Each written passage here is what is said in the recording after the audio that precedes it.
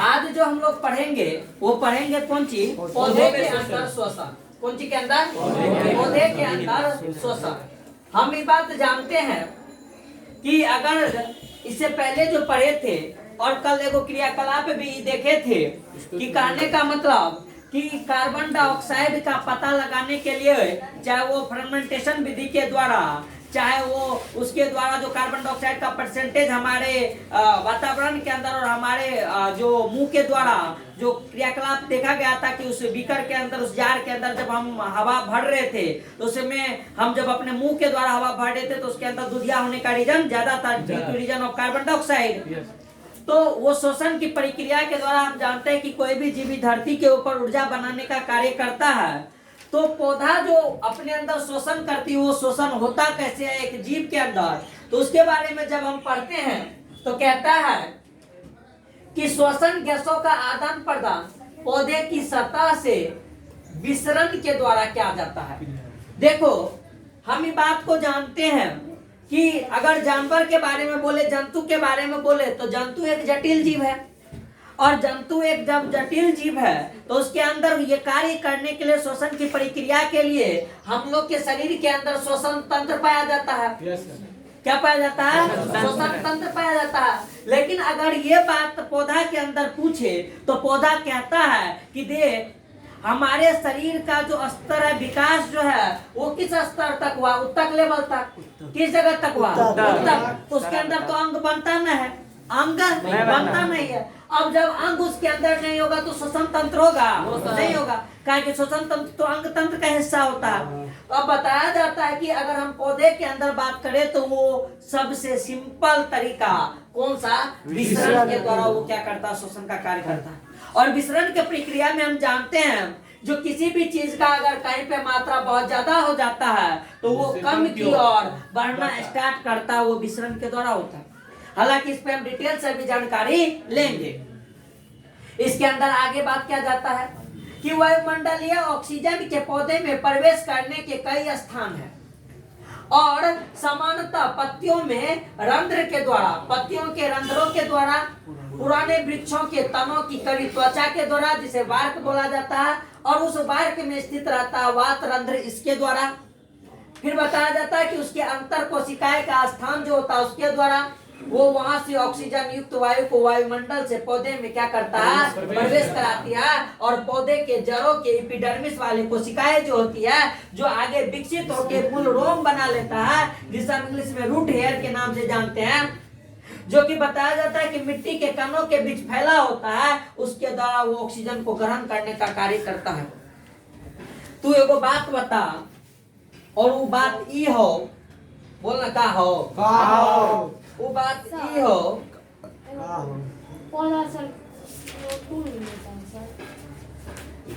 ये सब गलत कि कहने का मतलब ये है, इसके अंदर फिगर नहीं दिया हुआ है कि हम ही तुमको बताना चाह रहे हैं कि मेरे पास मान ले कि ये वो प्लांट्स है? देखने में तो जटिल है, ये है देखने में कौन सी है? जटिल है। और इस जटिल प्लांट के अंदर इस जगह पे बताया जाता है कि इस टाइप का, ये अगर हम वृक्ष का बात करें, इस टाइप का अगर हम वृक्ष का बात करें तो देखने में ये जटिल है, वायुमंडल के पूरे संपर्क में है। और इसके अंदर जब उत्तक लेवल का बात करते तो बताया जाता है कि कोशिका तो होगा इसके अंदर।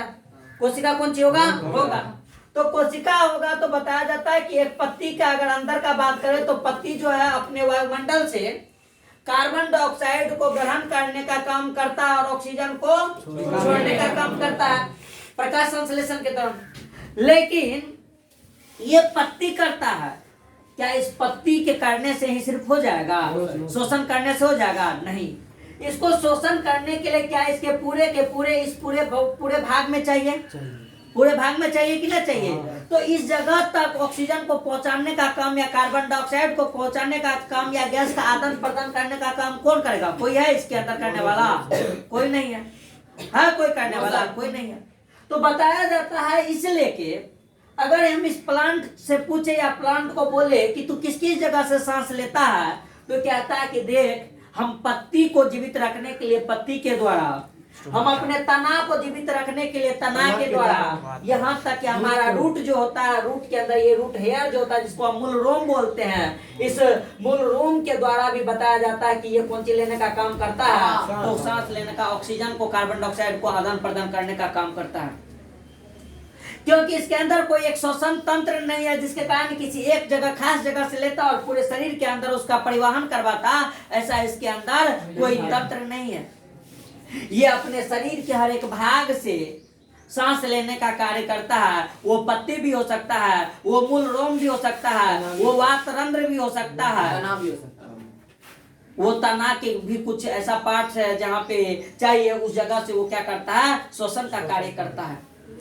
और कहते हैं कि इसके अंदर वही सारी चीजें से वो सांस लेने का काम तो करता है, लेकिन अगर हम बात करें तो इनका मुख्य रूप से जो गैस का आदान प्रदान होता है वो इसके माध्यम में तना के ऊपर जो वातरंध्र पाया जाता है, तना के अंदर जो छोटे छोटे छेद पाए जाते हैं, उस रंध्र के द्वारा, उस छिद्र के द्वारा, और पौधे के जड़ों में जब लंबे समय तक जल जमा होने के कारण इनके वातरंध्र बंद हो जाते हैं, जिससे पौधे की मृत्यु हो जाती है। और जलीय पौधे में गैसों का आदान प्रदान जो होता है वो मुख्य माध्यम भी क्या है, लेकिन वो जो विसरण करता है वो करता है पानी के अंदर जो ऑक्सीजन, जो द्रवीभूत ऑक्सीजन जो घुला रहता है, पानी के अंदर जो ऑक्सीजन रहता है उस पानी के ऑक्सीजन को ग्रहण करने का काम करता है और श्वसन की क्रिया के उपरांत कार्बन डाइऑक्साइड मुक्त करते हैं। अब यहाँ पे एगो सवाल आया है कि अभी पूछ रही थी कि सर जी वो कार्बन डाइऑक्साइड लेता है और ऑक्सीजन छोड़ता है, तो हम इससे पहले भी बोल चुके हैं रे मूर्ख साहब कि प्रकाश संश्लेषण की क्रिया करने के लिए वो कार्बन डाइऑक्साइड का यूज करता है। प्रकाश संश्लेषण की क्रिया के लिए वो कार्बन डाइऑक्साइड का ग्रहण करता है और ऑक्सीजन को छोड़ने का काम करता है, लेकिन श्वसन के कार्य के लिए उसे ऑक्सीजन की जरूरत होती है और कार्बन डाइऑक्साइड की छोड़ने की क्रिया। प्रकाश संश्लेषण की क्रिया के द्वारा हम जानते हैं कि पौधा जो होता है वो अपना क्या बनाता था, ग्लूकोज बनाता था। क्या बनाता था? लेकिन उस ग्लूकोज का ब्रेक डाउन करने के लिए उसको किस चीज का जरूरत होता है? ऑक्सीजन। और ऑक्सीजन की क्रिया जो लेने की होती है, यानी ऑक्सीजन को लेने का और कार्बन डाइऑक्साइड का छोड़ने का क्रिया, ये होता है किसके अंदर? श्वसन के अंदर। जो कल के जो चार्ट था उसके अंदर प्रकाश संश्लेषण और श्वसन का देख लेना क्या लिखा था कि श्वसन हम उसको कहते हैं जिसमें ऑक्सीजन ग्रहण करता है जीव और कार्बन डाइऑक्साइड को क्या करता है? छोड़ता है। लेकिन प्रकाश संश्लेषण वो होता है जिसके अंदर वो कार्बन डाइऑक्साइड को ग्रहण करता है और ऑक्सीजन को छोड़ता है। तो प्रकाश संश्लेषण की क्रिया पौधे के अंदर, श्वसन की क्रिया नहीं है। प्रकाश संश्लेषण की क्रिया पौधे के अंदर, श्वसन की क्रिया नहीं है। बात समझ में आया? तो अभी हम पढ़ रहे हैं श्वसन, तो लेगा कौन चीज? ऑक्सीजन। छोड़ेगा कौन चीज? Carbon dioxide. क्योंकि ये कार्य कौन सी का है? श्वसन का। कौन सा कार्य है? श्वसन का कार्य। घुस रहा है दिमाग के अंदर। हाँ। आगे बताया जाता है कि जब पानी वाले पौधे के अंदर का बात करते हैं तो पानी वाले पौधा जो होते हैं वो उसके अंदर द्रवीभूत पानी के अंदर जो ऑक्सीजन डिजोल्व रहता है उसी ऑक्सीजन का वो यूज करता है और उसके फलस्वरूप बताया जाता है कि वो कार्बन डाइऑक्साइड को क्या करता है? मुक्त करता है। और अतः गैसों का विनिमय यानी गैसों का एक्सचेंज की ये क्रिया विधि पौधे के अंदर अत्यंत सरल होता है और सरल रहने का कारण भी है क्योंकि पौधे का शरीर का रचना ही क्या है? सरल है। और मात्र उसके अंदर किस विधि के द्वारा? मिश्रण विधि के द्वारा गैसों का क्या होता है? आदान प्रदान होता है। गैसों का क्या होता है? आदान प्रदान।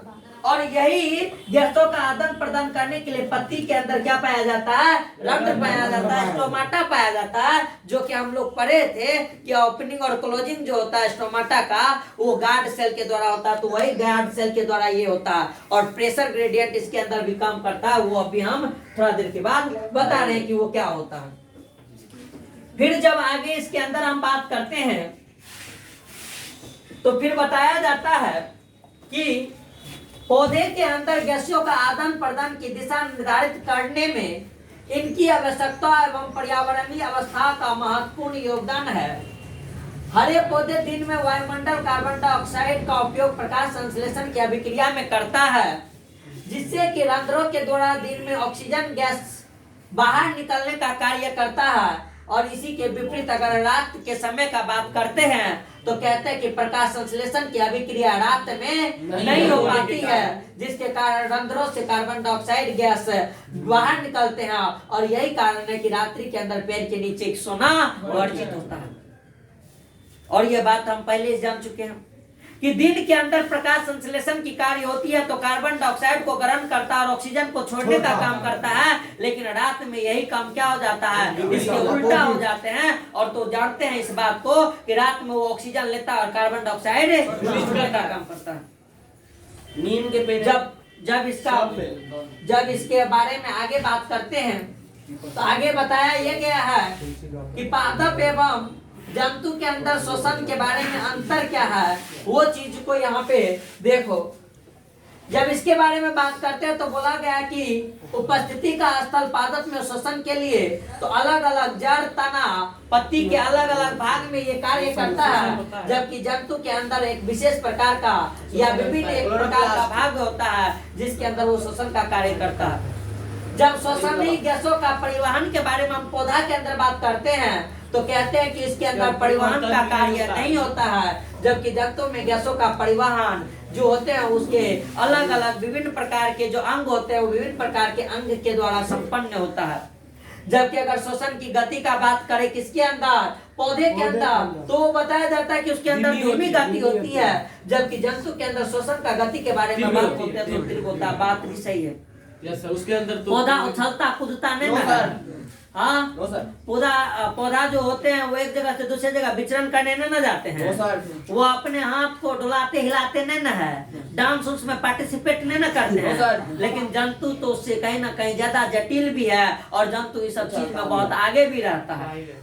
जंतु के अंदर ऊर्जा की ज्यादा आवश्यकता पड़ती है और जब जंतु के अंदर ऊर्जा की आवश्यकता ज्यादा पड़ेगी तो ऊर्जा को बनाने के लिए श्वसन की आवश्यकता भी क्या होगी, ज्यादा होगी। जबकि अगर हम पौधा के अंदर, पादप के अंदर का बात करें तो उसके अंदर उसका ऊर्जा का बोलना ज्यादा की कम जरूरत है, ऊर्जा इसके अंदर उसके अंदर बताया जाता है कि श्वसन का दर भी क्या होना चाहिए। पादप का शरीर सरल होता है कि जटिल होता है, तो उसके अंदर सरल काम करने के लिए उस हिसाब से ऊर्जा का जरूरत होता है। जबकि इसके अंदर जटिल होने के कारण उसके अंदर ऊर्जा का भी जरूरत।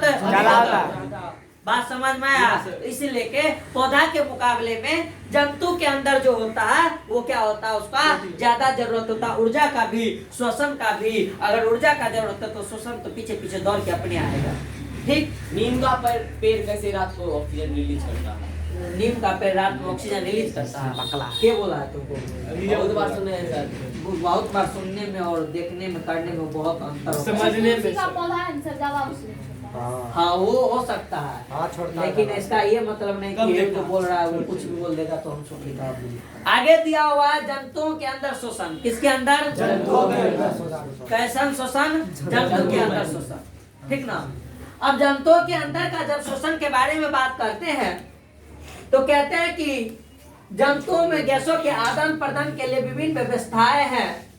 निम्न श्रेणी के जंतु जैसे कि एक कोशिकीय जीव और एक कोशिकीय जीव का उदाहरण अमीबा, प्राणेशियम, यूग्लिना आदि, इसके अंदर श्वसन गैसों का आदान प्रदान कोशिका झिल्ली के विसरण के विधि से संपन्न होता है। एक बात को समझ लो पहले, और वो बात ये है कि हम जानते हैं कि धरती पे जीवन का स्टार्टिंग जो हुआ वो कहाँ से हुआ? कोशिका से। कहाँ से हुआ है? और कोशिका के बाद क्या बना? क्या बना है? और उत्तर के बाद क्या बना? और अंग के बाद अंग तंत्र। ये बात हम जानते हैं ऐसा हुआ है। तो तू एक बात बता हमको, और वो बात ये है कि जब कोशिका होगा तो कोशिका तो एक कोशिकीय भी हो सकता है और बहुकोशिकीय भी हो सकता है। बोल्ड कीजिए सर। जब एक कोशिकीय और बहुकोशिकीय के बारे में हम बात करेंगे कि ये एक कोशिका का बना हुआ शरीर है, तो एक कोशिका का बना हुआ शरीर को सारा जैविक कार्य करने के लिए वो एक कोशिका से ही करता है ना। लेकिन जब वो उत्तक में चला गया, किस में चला गया? और उत्तक में चला गया तो मान ले कि 3-4 वो कोशिका मिल के बना है। इसके अंदर श्वसन का कार्य जो हो रहा था वो किससे, एक ही कोशिका से हो रहा था, इसके अंदर भी होगा सर, उत्तक के और अंदर। इसके अंदर कोशिका का सरल विधि विसरण काम करेगा कि नहीं करेगा? विसरण काम करेगा ना। लेकिन इसके अंदर अगर कोई बात भी करें तो काम करता है विसरण ही, क्योंकि इसके अंदर भी कोशिका अभी पूरा का पूरा कोशिका जो है उतना भी जटिल नहीं हुआ है कि विसरण इसके अंदर काम नहीं हो सकता। ये भी विसरण के द्वारा काम कर सकता है। हालांकि अगर ये विसरण के द्वारा काम नहीं करता है तो इसकी कोशिका, हर एक कोशिका जो अपने वातावरण के संपर्क में है उसके द्वारा वो गैस का आदान प्रदान करेगा। वो भी विसरण ही द्वारा। उसके आदान प्रदान वो करेगा, वो आदान प्रदान करेगा। तो कहने का मतलब इसके द्वारा इसके अंदर होता है। लेकिन जब अंग का निर्माण हो जाता है, शरीर और ज्यादा जटिल हो जाती है, शरीर अपने जटिलता के उस लेवल को पार कर लेता है जिस जगह पे बताया जाता है कि विसरण काम नहीं करता है, तो उस जगह पे बताया जाता है कि स्पेशल टाइप का अंग का निर्माण होता है और उस स्पेशल टाइप के अंग के द्वारा बोलो उसके अंग के अंदर वो श्वसन का कार्य होगा कि नहीं होगा? होगा। तो जिस प्रकार से इस दुनिया के अंदर जटिलता बढ़ती है, जीव विकास करता है, तो उसके अंदर कार्य करने की जो क्षमता होती है, जीव के अंदर जो कार्य करने की जो अलग अलग भाग होती है उसका भी विभाजन होता है और शरीर का एक एक अलग अलग भाग अलग अलग कार्य करने में सक्षम तो होता है। अंतंत्र में भी तो श्वसन ही होगा। मतलब शोषण होगा, लेकिन स्पेशल टाइप का उसके अंदर अंग का निर्माण होगा ना, उसके अंदर उस टाइप से होता है ना। यानी हम कहने का मेरा ये मतलब है कि जिस प्रकार से कौन सी जीवन के इस रूप में आगे बढ़ेगा, जिस प्रकार से जीवन का स्तर बढ़ता जाएगा, कोशिका से उत्तक, उत्तक से अंग, अंग से अंग तंत्र में जाते जाएगा, उस तरह से तुमने शरीर के अंदर कार्य करने की हर एक क्षमता जो होगी उसका भी पैटर्न अलग अलग होता जाता है। वो भी उसका पैटर्न क्या होता जाता है? अलग अलग जाता है। जैसे कि हम एक संपूर्ण जीव के अंदर देखते हैं कि परिवहन तंत्र भी होता है, श्वसन तंत्र भी होता है, पाचन तंत्र भी होता है, उत्सर्जन तंत्र भी होता है। ऐसा हर एक तंत्र होता है जो स्पेशल टाइप का कार्य करके उस कार्य को संपन्न करने का कार्य करता है। अंतंत्र के भी अंदर भी होगा। तो कहने का मतलब ये मेरा हुआ कि इस प्रकार से हम एक कोशिकीय जीव के बारे में बात किए, तो एक कोशिकीय जीव के अंदर साधारणतः किसके द्वारा आदान प्रदान गैस का करेगा। जैसे कि नीचे में फिगर दिया हुआ ये अमीबा, हम पहले भी इसके बारे में पढ़ चुके हैं। आकार भी इसका निश्चित नहीं होता है, आकार भी इसका क्या होता है? निश्चित नहीं होता है। और इसके अंदर एक कोशिकीय जीव है, केंद्र में पाया जाता है, भोजन को पचने के लिए इसके अंदर रस पाया जाता है। लेकिन अपने कोशिका झिल्ली के द्वारा, किसके द्वारा? ये अपने उस कोशिका झिल्ली के द्वारा जो इसके बाहर का आवरण होता है उसके द्वारा ये ऑक्सीजन को लेने का काम करता है और कार्बन डाइऑक्साइड को क्या करता है? क्योंकि इसका जो लेवल है, जीवन का स्तर बना है सिर्फ किसका? एक कोशिका का। किसका? उसी प्रकार से जब हम इसके पैरामेशियम के बारे में बात करते हैं तो पैरामेशियम भी कम न है, ये भी ऑक्सीजन को अपने शरीर के द्वारा ग्रहण करने का काम करता है, लेकिन कार्बन डाइऑक्साइड को क्या करने का काम करता है? छोड़ने का काम करता है। कार्बन डाइऑक्साइड को क्या करने का काम करता है? छोड़ने का काम करता है, मुक्त करने का काम करता है। लेकिन जैसे जैसे जीव के अंदर आगे बढ़ गए तो देखना यहाँ पे जो तुमको टिड्डी दिख रहा है, इसके अंदर ट्रेकिया पाया जाता है, इसके अंदर श्वास नलिका पाया जाता है जिसके द्वारा ये सांस लेने का कार्य करता है। मछली के अंदर अगर बात करें तो बताया जाता है कि गिल पटलिकाएं पाया जाता है, गिल स्लिट पाया जाता है, उसके द्वारा कोलोम पाया जाता है, उसके द्वारा वो सांस करता है। तो जैसे जैसे हम जीव के अंदर विकसित की ओर बढ़ेंगे वैसे वैसे जीव के अंदर एक विभिन्न प्रकार का अंग का निर्माण होता है और विभिन्न प्रकार के अंग के द्वारा उसके अंदर कार्य करने की क्षमता जो होती है वो भी बढ़ती है। दुनिया के अंदर भी ऐसे ही होता है। धीरे धीरे पढ़ाई के अंदर जब एक स्टूडेंट एक धीरे धीरे ऊपर लेवल पे बढ़ता है तो उसके अंदर ये नहीं कि टेंशन वो फ्री हो जाता है, जटिलता बढ़ती है, सीखने की गुण ज्यादा आती है और ज्यादा उसके अंदर समझदारी भी आता है, उसे ज्यादा पढ़ने में लगाव भी होने लगता है। क्या है कि समय के साथ जब विकसित करता है ना कोई भी चीज तो उसके अंदर डेवलप करने की गुण आ जाती है। स्टार्टिंग में सभी को सब कुछ करने में क्या होता है? प्रॉब्लम होता है, लेकिन जब वो बंदा एक बार करना स्टार्ट कर दे तो बताया जाता है कि समय के साथ समय उसको इस परिवेश में ढाल देता है कि वो अपने उस चीज में चैंपियन बन जाता है। चाहे वो जीव के अंदर बोले तो दुनिया के अंदर विकास एक लक्षण है, गुण है, धीरे धीरे सभी के अंदर होता है, लेकिन उसके लिए तुमको काम करना पड़ेगा। वो काम तुम धीरे धीरे करते चलो, तुम्हें काम के अंदर भी विकास देखने के लिए मिलेगा। ऐसा नहीं कि तुम्हें काम के अंदर विकास देखने के लिए नहीं मिलेगा। जब फिर आगे इसके अंदर बात किया जाता है तो आगे बताया जाता है कि जब एक कोशिकीय से वो बहुकोशिकीय के ऊपर जाते हैं तो बहुकोशिकीय जीवों के अंदर जैसे कि स्पंज का बात करेंगे, जैसे कि हम हाइड्रा का बात करेंगे, ये सब जीव जो है वो बहुकोशिकीय जीव है। इसके अंदर शोषण यानी गैसों का आदान प्रदान विसरण की प्रक्रिया के द्वारा ही संपन्न होता है।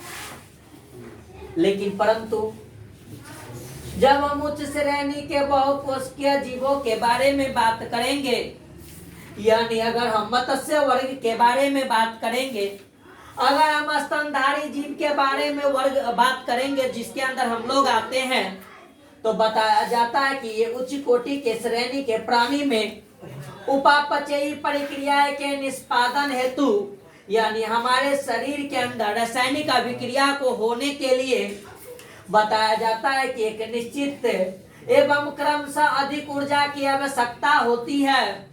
और इस अधिक आवश्यकता जो ऊर्जा की होती है, जिसे कि जैव ऊर्जा के उत्पादन के लिए ज्यादा से ज्यादा ऊर्जा की जरूरत होगी और उसमें हमें ऑक्सीजन की अधिकता भी बढ़ जाती है। कहते हैं कि अगर हम लोग जैसे प्राणी के बारे में बात किया जाए, जो एक उच्च कोटि के प्राणी है, इस उच्च कोटि के प्राणी के अंदर ऑक्सीजन की मात्रा को बढ़ाना पड़ता है, क्योंकि हमारे शरीर के अंदर जटिलता है, हमारे शरीर के अंदर ऊर्जा का उपयोग बहुत ज्यादा होना चाहिए। इसके लिए बताया जाता है कि वो क्या करता है, तो उसके अंदर कौन चीज होता है, तो ऊर्जा का जरूरत ज्यादा होता है और ऑक्सीजन का डिमांड क्या होता है, बढ़ जाता है, अधिक होता है। तो उस चीज को करने के लिए बताया जाता है कि ऑक्सीजन अधिक चाहिए। उसी के अनुसार बताया जाता है कि इसमें एक विशेष प्रकार के कर्म पाए जाते हैं, एक विशेष प्रकार के विभिन्न प्रकार के श्वसन अंग होते हैं और उस श्वसन अंग के द्वारा वो विकसित होने के कारण हमारे शरीर के अंदर बताया जाता है कि वो ज्यादा से सांस लेने का, ऑक्सीजन ग्रहण करने का और ऊर्जा बनाने का काम करते हैं। और इस प्रकार से जंतु के अंदर अगर हम बात करेंगे तो मुख्यतः 4 प्रकार के श्वसन अंग पाए जाते हैं। क्या प्रकार के? 4 प्रकार के। पहला श्वसन अंग त्वचा होता है, दूसरा श्वास नली या ट्रेकिया होता है, तीसरा क्लोम अथवा गिल्स होता है और चौथा उसके अंदर फेफड़ा होता है। और इसी 4 प्रकार के श्वसन अंग से बताया जाता है कि एक जंतु के अंदर वो सांस लेने की जंतु के अंदर श्वसन का कार्य होता है। पहला है स्किन से, दूसरा ट्रेकिया से, गिल्स से और लंग्स से। इस प्रकार से जंतु इस धरती के ऊपर बहुकोशिकीय जीव के अंदर बताया जाता है कि श्वसन का कार्य होता है। लेकिन सबसे पहला श्वसन का अंग हमारा कौन सी है? त्वचा।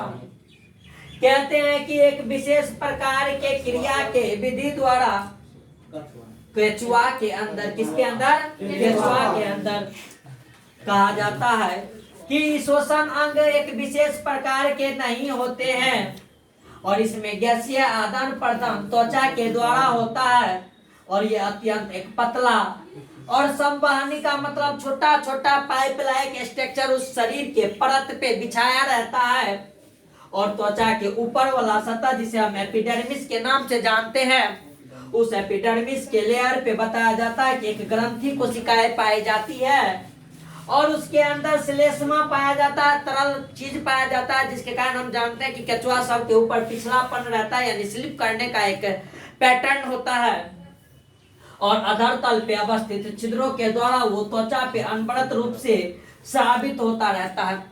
कहते हैं कि तरल रूप में वो ऑक्सीजन को ग्रहण करता है। किस रूप में? तरल रूप में। वो अपने तरल के अंदर उस ऑक्सीजन के गुण को मिला के रखता है और जब वो तरल उसके परत के अंदर बन जाता है ना, तो कहते हैं कि वो त्वचा से हमेशा वो अग्र रहता है, नमी बनाए रखता है। इसमें म्यूकस जो होते हैं, म्यूकस के अंदर क्या घुला रहता है? ऑक्सीजन।